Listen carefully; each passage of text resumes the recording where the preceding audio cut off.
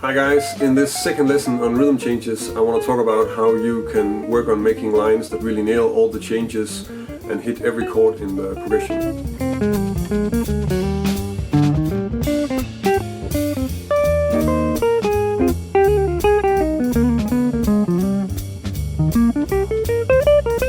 In my first lesson on rhythm changes I talked about how you could reduce the turnaround to 2 chords. So instead of playing B flat, G7, C minor, F7, you would just be playing B flat major 7 and F7 and make lines on that. Because if you're not sort of trying to hit all the changes, you can make more natural lines, and actually they fit with what is going on in the turnaround anyway. So the next logical step is that once you can do this and you get used to playing like that on the rhythm changes, you start working with hitting all the changes so that you have 2 different options. Rhythm changes is very much something that, like blues, you can have different sounds on it and they're sort of acceptable as a part of it, and in the end you want to sort of control all of those different sounds and be able to use them as different parts of your vocabulary on that kind of changes. So what I'm going to look at today is just how to really spell out the different all the chords in the turnaround. So the A part that we're going to be looking at will be this.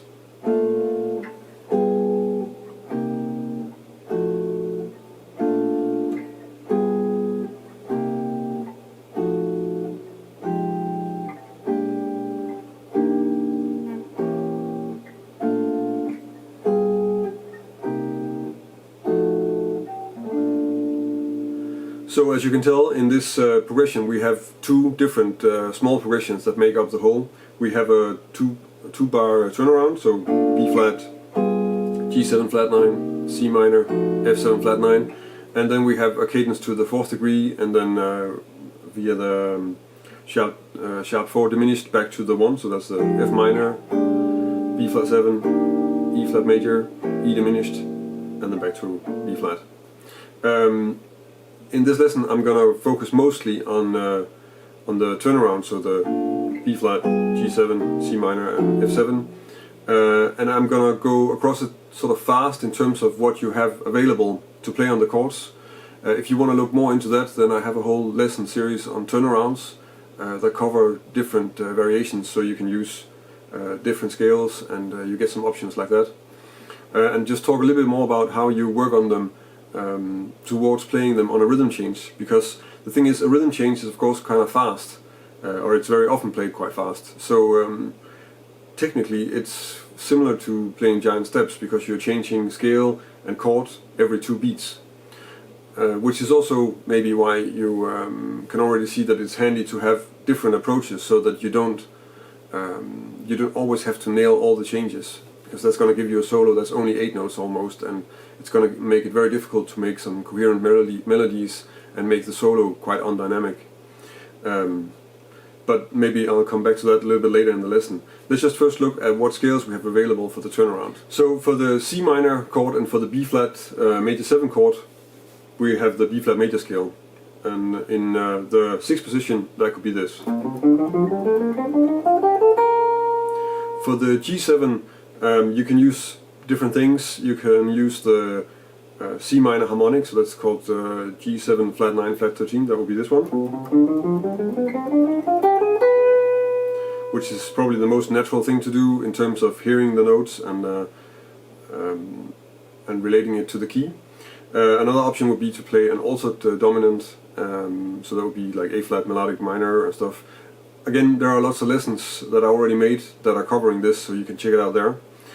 For the F7 we can also use B flat harmonic minor, so that would be this one. So now we have all the scales in this position, and we can start working on just getting used to the chords and getting used to how fast they change. There are several ways you can practice this.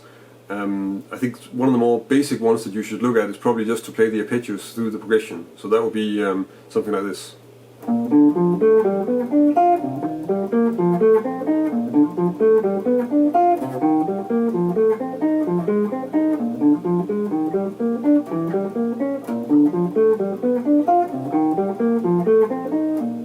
But of course, besides the arpeggios, which is just really the very basic thing to check out. You should probably also just try to connect the scales.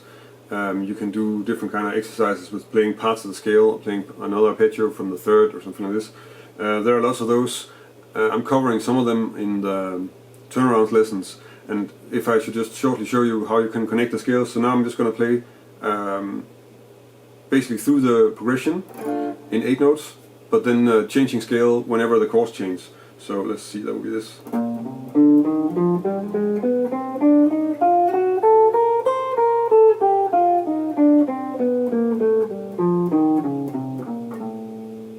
So practicing the arpeggios and connecting the scales and all those kind of things, that's stuff you need to just get a good overview of the different scales in this position, which is going to make it easier for you to practice. For the rest, I think most of the time you need to spend just practicing, improvising on the turnaround. So I would just loop the turnaround while improvising and then try to play good lines on it. The strategy that I use for this is target notes, something that I also mention quite often. I think the reason why I do this is that if you're practicing playing with target notes and you're practicing making lines towards something, then you're practicing getting good at making lines that are naturally resolving to the next chord or moving towards the next chord, so they sound a little bit more logical. And you're also sort of taking away the stress. You don't really have to think too much about each note because you're just thinking about where you're going. And that means that you're thinking ahead, which you need to do in the case of changes like this. And it also means that you're building up a vocabulary that's going to make it easy for you to be ahead of what you're playing. So maybe just to go over that, the target notes that I chose for this progression are, for the dominant I chose the alterations and the third, and for the other chords, so for the 2 chords and the 1 chords, that would be the 2 chords, the C minor, and the 1 chords, of course, the B flat. I took the 5th and the 3rd because I find that those are the melodically the strongest notes to hit. I think that the 7th on a minor 7 chord is important in the harmony, but on itself it's not such a strong note. I think the 5th is a lot stronger.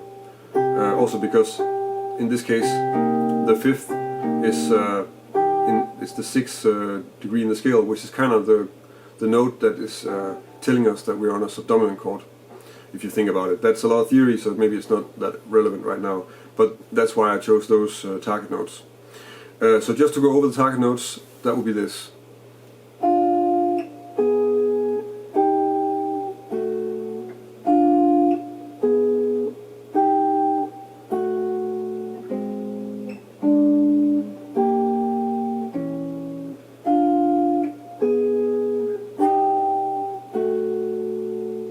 So you'll notice that I play them as chords, and you can actually still kind of hear the changes just by playing these target notes, even though I'm not doing the standard thing of using the 3rd and 7th.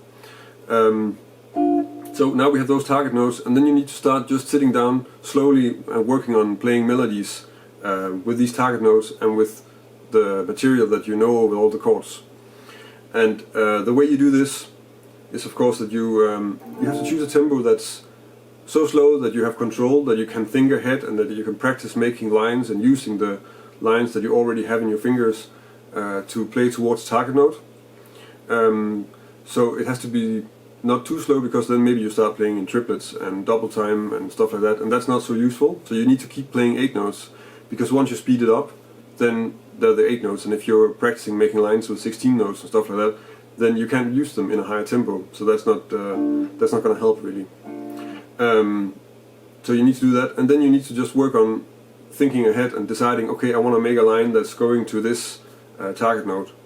And probably you want to do this a little bit rubato if you're completely new to it, and for the rest you just want to play simple solos with 8 notes that are moving from target note to target note, and then that is going to build up your vocabulary of lines that you can sort of put into the rhythm change while you're playing it.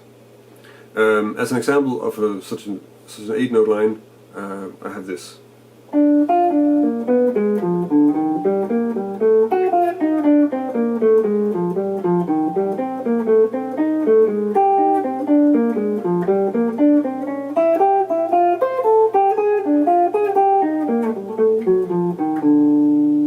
So just shortly to go over what I'm playing in my example here. It's basically a B flat major triad, then a B diminished arpeggio on the G7, E flat triad on the C minor 7, and then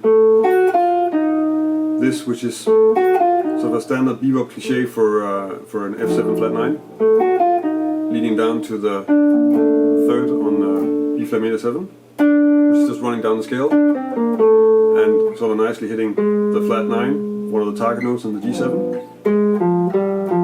And then I'm just making this short movement, scale-like melody, I guess, on the G7, and then I'm going to a C minor triad on the C minor, and then A diminished triad on the F7.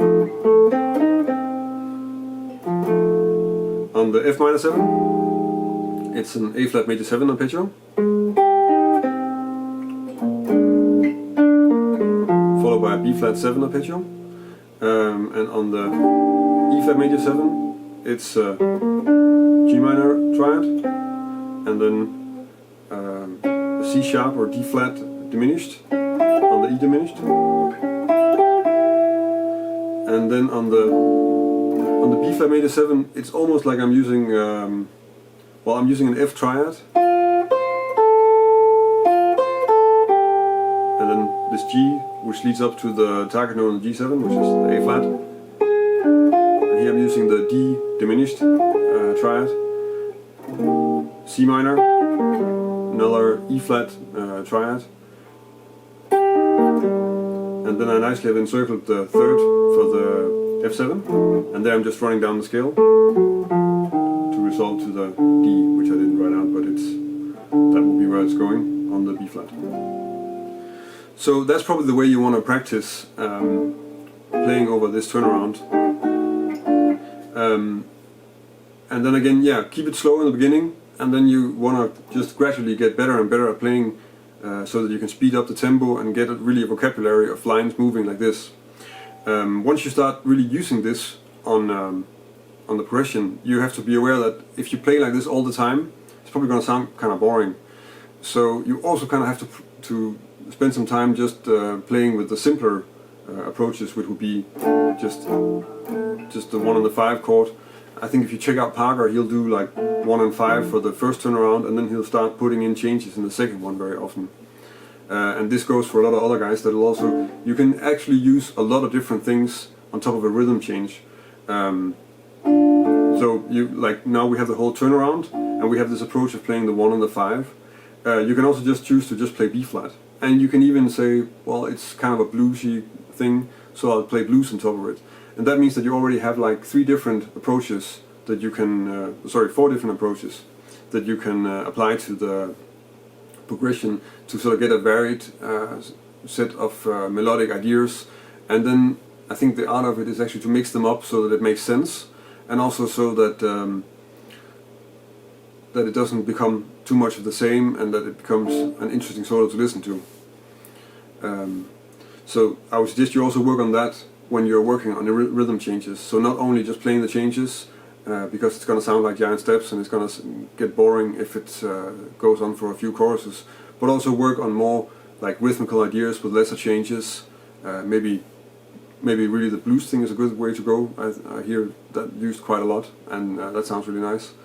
And then different kinds of turnarounds. We can in later lessons go into how we can expand on the turnarounds, and how you can use different kind of changes for special effects throughout the progression. That you have some stuff you can throw in and not only play the same turnaround all the time, but change it up a bit.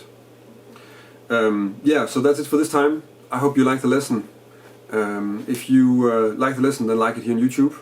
And if you haven't seen any of my lessons, you can of course subscribe to my channel. I make a lesson every week, so there's always new stuff coming. If you want to download a PDF of the examples that I went over here, then you can go to my website. There's a link in the description, and there you can download a PDF of the examples in the article that's accompanying this lesson. If you have any comments or suggestions for topics or stuff like that, or things I should check out, CDs I should check out, then let me know. You can leave a comment, or you can connect with me on social media, on Facebook or Google Plus or Twitter or Instagram, and let me know there.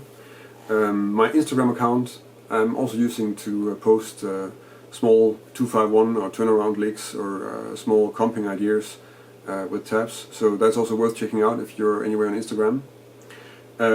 Yeah, so that's about it for this week. Thank you for watching, and on to next week.